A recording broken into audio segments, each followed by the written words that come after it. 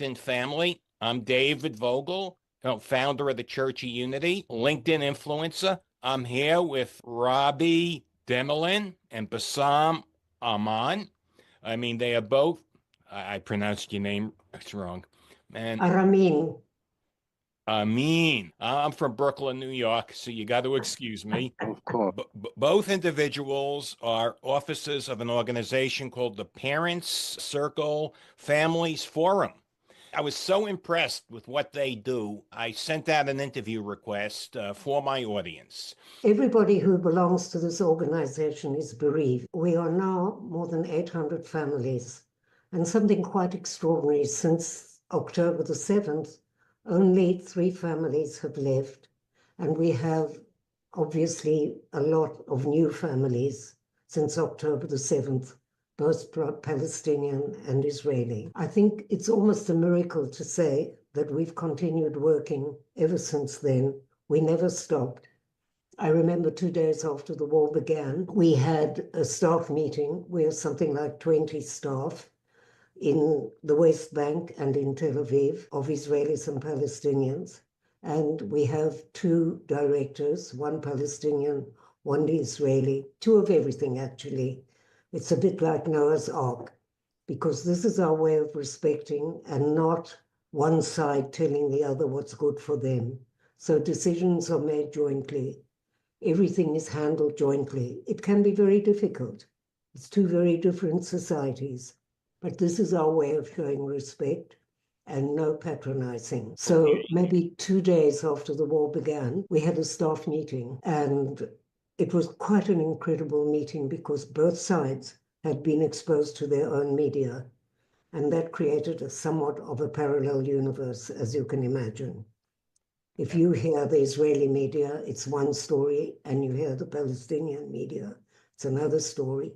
And who's to say what the truth is, which is one of the problems with media these days.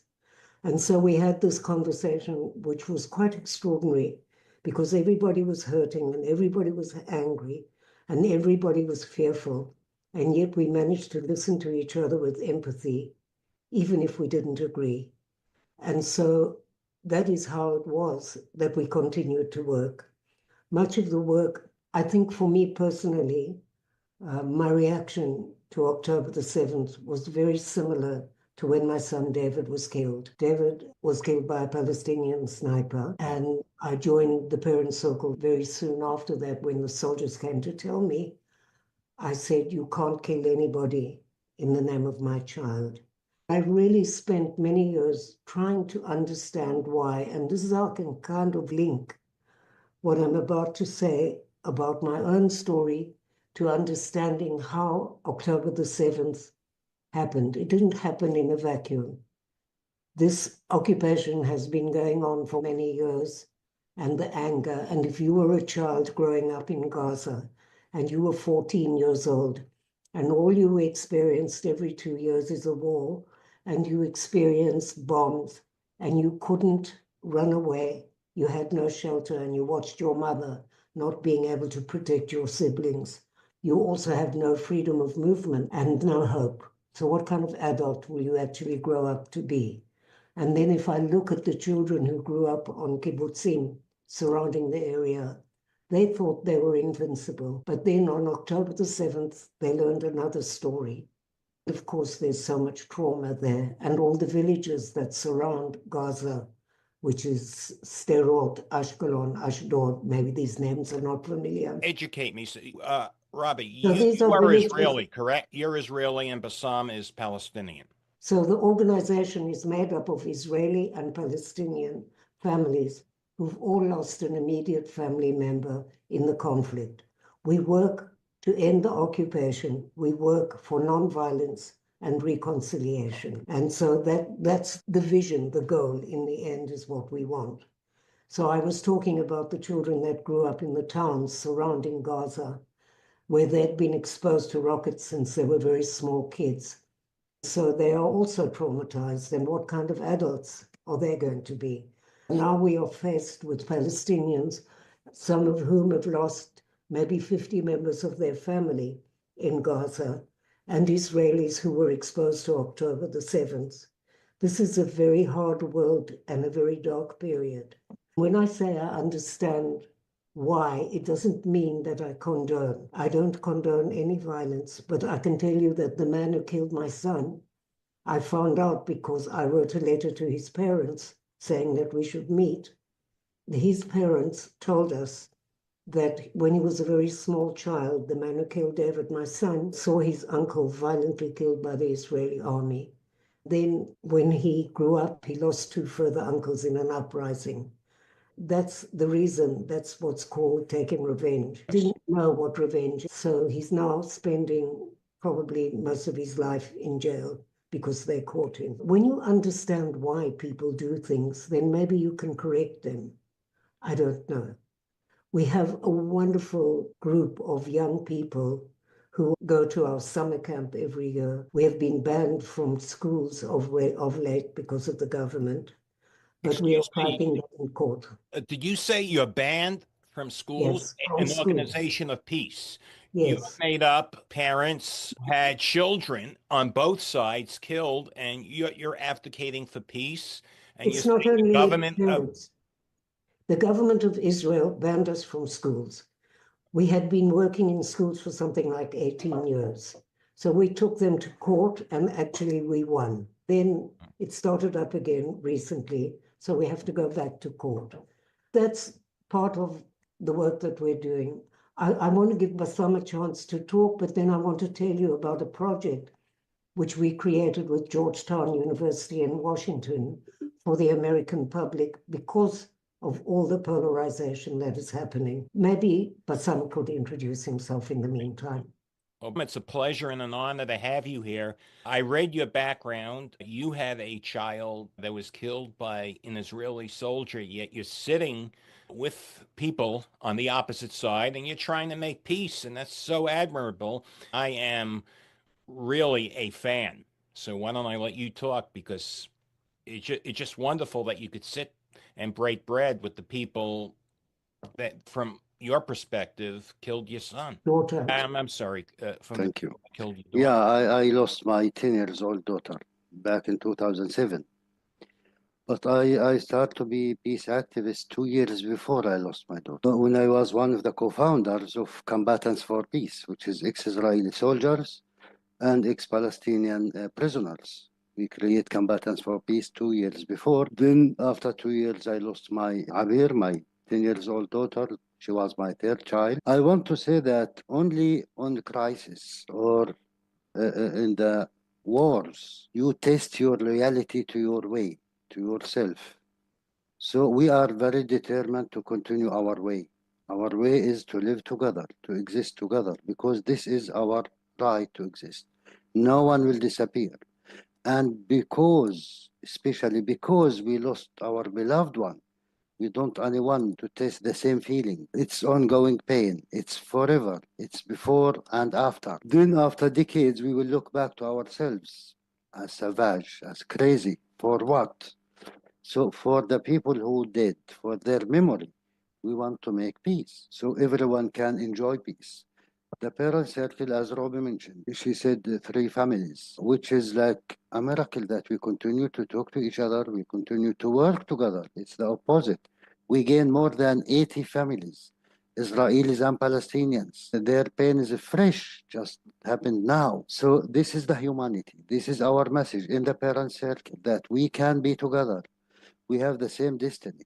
We do our best, everything we do, so we can look into the eyes of our sons and grandsons that we did our best to achieve peace. And this is what we are doing through a lot of our projects. And their goal is to make a crack in this wall, to spread a message of humanity that we can live together, we can exist together. It's not a theory. Here we are together, side by side. So you can imagine when Robbie mentioned that we are banned from going to the schools as a That's peace unbelievable. organization. Yeah, this is the policy that we face. We are very dangerous. We consider to be fanatic, to be terrorists, to be traitors, because we talk about peace and reconciliation. It's against Excuse the, me. The government is saying you are a terrorist, yeah, your yeah, yeah. organization, because you're Yes, advocating for peace. Absolutely, yes. Not because I want peace, because I'm a terrorist, because I want to poisoning the minds of the kids. It's against the education system that they never know the other side. So this is also kind of democracy. We cannot ignore that. So this is the difficulties that we face in spite what's going on in Gaza and also the West Bank. We are under direct military brutal occupation with the settlers in the West Bank. They act as gangs, protected gangs. There is no laws. In spite of that, we believe in our way. We believe that as Robi have the right to exist, I have the right to exist, and we are not going to disappear. It's the opposite. For the memory of our beloved one, we must make peace and stop this bloodshed. Oh, you're preaching to the choir. I'm for unity. I'm for peace. I'm an ordained minister. I talk about peace and unity every morning at 7 a.m. And it just amazes me because you're an organization that is made up of Israelis and Palestinians. And you're basically an organization of parents who have a child that was killed, and yet you're sitting together, you're making peace together, and the government of Israeli or the Israeli government is labeling you a terrorist organization. No, they didn't call us a No, terrorist yeah, organization. Okay. Be very careful of what you say. What do they basically So say? what they basically are frightened of us going into a classroom and giving them a message which they would not normally know. If you go into an average Israeli classroom, say of 30, 17-year-old kids, this is the year before they go to the army. And this is probably the first time they ever met a Palestinian in their lives. I know that sounds very strange, but that's the truth. I asked them, who of you have ever met a Palestinian? Maybe 2 or 3 in the class. And who speaks Arabic? Nobody, maybe 1. And who's been overseas? Most of the class. So you see, there's this total cutoff. And that, in the eyes of certain parliamentarians, is dangerous. That we should come and show the humanity of each other. But I really wanted to talk because you have an American audience and because you do what you Yes. do every morning. I wanted very much to give you the message of how we are dealing with what's happening on your campuses and what's happening in polarization in America, because you are a very important country. We need a support that isn't an importation of our conflict into your country by you becoming either pro-Israel or pro-Palestine. You aren't helping us by that. You are just creating hatred between Jews and Muslims, even if you don't think you are. That's the end product of the importation of our conflict. And so we had, after October, hundreds and hundreds of people turn to us because we're an organization that brings hope. So we didn't know exactly how to handle all of this because it needs a huge amount of manpower. We couldn't go running around the whole of America all the time to give dialogue meetings. So we have been mentored by Georgetown University for many years. They have been a partner there. It's a wonderful university. So I went with a Palestinian to talk to the World Bank because they have a similar problem of the Jewish staff and the Muslim staff not talking to each other.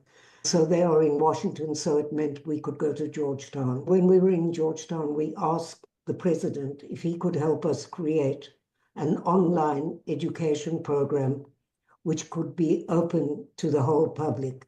They agreed. It's not a course, but they did agree, which is wonderful. We have created a program. It's called Listening from the Heart, and it's a program where we filmed 3 dialogue meetings of a Palestinian and an Israeli telling their story, opening it up to question and answer, and there is a manual that goes with it, which actually gives direction to the person who's facilitating a classroom, a synagogue, a church, anything that they want to address. We've been, in the meantime, NYU in New York have become a sort of partner, and we are working together with them. They've just sent a whole group of Palestinian and Israeli young people to Prague, where they have a branch to work together.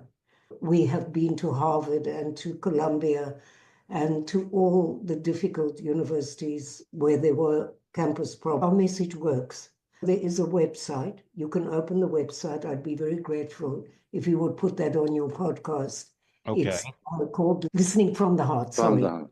We've been working, actually, the Federation of Teachers in America endorsed the program, which is great because it means we can go to schools and to many campuses, public schools and campuses. That's working very well.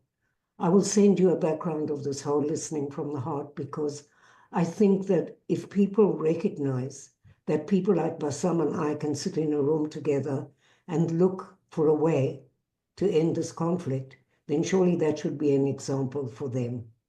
Absolutely. We all want peace. Let me ask you this. What is the solution? We all don't want peace, because if we all wanted peace and we really meant it, there's a price to pay.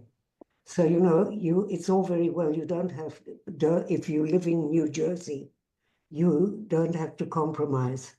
But peace is not just a word. It's getting up every morning and being determined to do what you can, to understand, to try to make people realize the consequence of war, because people become numbers. Thousands of people have been killed in Gaza, thousands of people also in Israel, many more in Gaza, and many in the West Bank. But I promise you that all the people that are so concerned with the war and want peace wouldn't be able to give you the name of one child who was killed either in Israel or in Palestine. That's for me a very important thing, because we are the consequence of this madness. The new families from October are so filled with enthusiasm to end the war, and that is so admirable, because they lost their families. They were talking out to end the war something like 3 weeks after their family were burned to death. Or in Gaza, they lost 60 members of a family with one bombing. So, David, you ask what's the solution? Yes, sir. And before we answer, we need to know what's the problem. If we understand what's the problem, of course, we will talk about the solution. The problem is we have a military occupation, occupy the Palestinian land. The solution only by ending this occupation. Otherwise, believe me, we can continue killing each other another 3,000 years. No one will give up his freedom. No one will give up his dignity, his life. This is the main problem. This is our common enemy, the Israeli occupation. Whatever you call it, we must be free. We must live side by side or together in one state or 2 states or 5 states. Otherwise, we will continue to share the same land as 2 big graveyards to our kids, our families, and our people. Here, the role of the Americans, for example, to stop supporting one side unconditionally against the other side, because they are not helping us and not helping the Israelis. We continue to fight, we continue to die, and the arms dealers, they continue to win and to have more money on the expense of the blood of our children. This is the main point. To stop the occupation, then we can talk about peace. This is the only solution. Otherwise, to manage the conflict, they try to manage it 75 years. It doesn't work. What happened in the 7th of October, as we said, the conflict didn't start there. It's for us another wave. It was unbelievable. No one expected, but we always expect something bad will happen. Something will blow up in our faces as long as we didn't solve this problem. So the Hamas fighters who committed to the attack in the 7th of October, they were 10 and 12 years old back in 2014 when Israel invaded Gaza. Imagine now, we need to invest more and more hatred and more blood and more pain and wait for the next 7th of October. This is the point. Imagine if there is peace between Israel and Palestine. Nothing like this will happen because there is no peace. Don't trust the walls, the electronic walls. It fell down into hours. This is the point. Israel tried to make normalization with Saudi Arabia, with Iraq, with the Arab states, with the Gulf states, but not with the Palestinians. Only the Palestinians can be the guarantee of the Israeli security as a state. This is what prevents us, Israelis and Palestinians, to live side by side normally as human beings. That's wonderful. I just wanted to Nothing say, more I could add. You have the solution. It just has to be implemented. I think it's not only that. I think that there is an extraordinary energy now in America. I keep addressing America because I think that's your main audience. Yes. I can tell you it's very similar all over the world. I look at the students and I say to them, this is the first time that Palestine has actually been on the map for so many years. What if you actually decided to support one of the organizations? It doesn't have to be the parent circle. By the way, we also include children and orphans and brothers and sisters. It's not only parents. But what if they decided to support Breaking the Silence, Women Wage Peace, one of these organizations, and they put all their energy. I'm not even talking about money. I'm talking about moral support. If they would do that, wouldn't that be so much more valuable than breaking glass in a university? And that would really make a difference in my life and in Bassam's life. I agree. You're preaching to the choir. I'm for unity.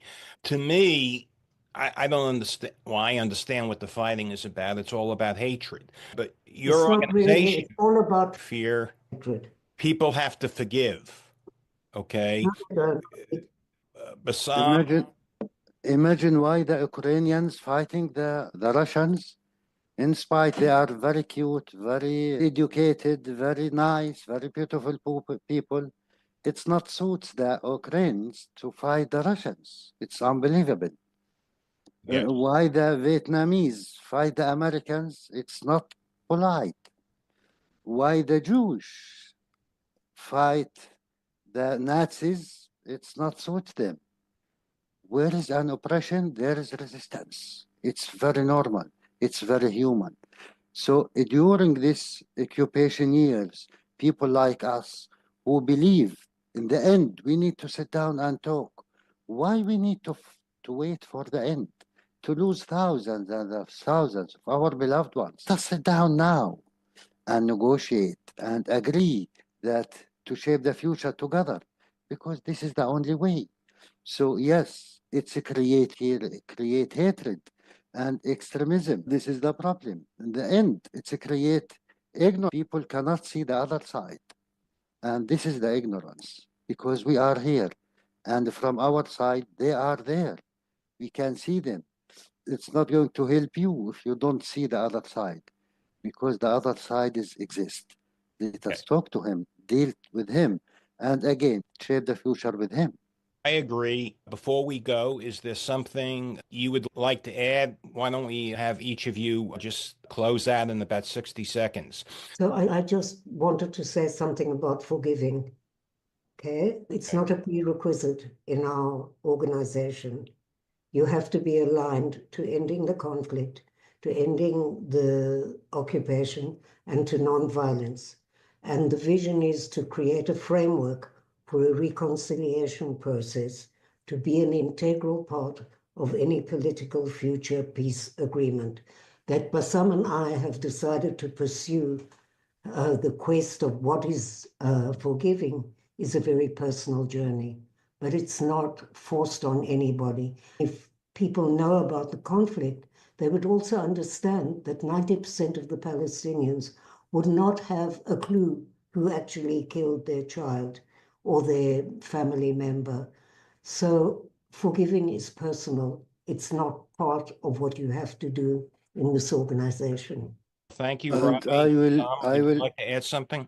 I will quote Martin Luther King always. He says, in the end, we will remember not the words of our enemies, but the silence of our friends. Never keep silence. Always fight for human rights, for democracy, for the human value, for everyone. Thank you. I thank you for allowing me to interview both of you. Again, it's an honor. It's an honor for us. Thank you so much. Thank you. Thank you very much. Let's pray for peace. Indeed. Amen. Amen. Have a